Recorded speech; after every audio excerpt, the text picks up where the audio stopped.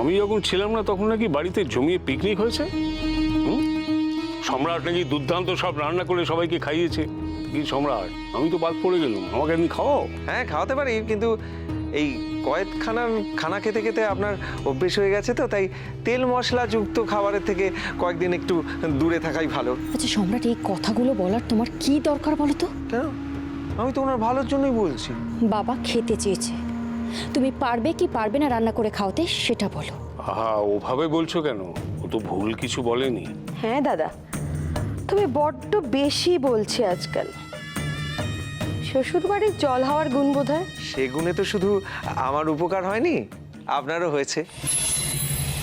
আপনি তো বছরের পর বছর এই বাড়িতে রয়েছেন, এখানকার জলবায়ুর সঙ্গে আপনার ইয়ে হয়ে গেছে, তাই বুলি ফুটেছে কিরকম দেখছেন তো।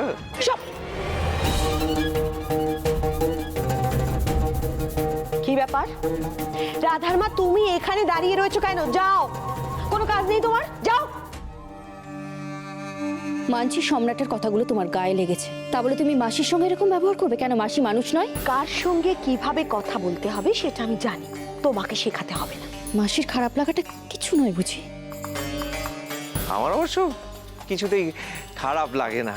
আমি এখানে থাকছি, খাচ্ছি, ভবিষ্যতেও থাকবো এবং খাবো। সূর্যতরণকে আমি হোটেলের মতো ট্রিট করি না, মানে এখানকার এই হোমলি অ্যাটমসফিয়ার, তারপর একটা কোজি ব্যাপার, আমি এখানেই পড়ে থাকবো ঠিক করেছি। সম্রাট, তুমি এবারে জামাই, তুমি এ সমস্ত কি কথা? আরে ওর কথা ধরছো কেন?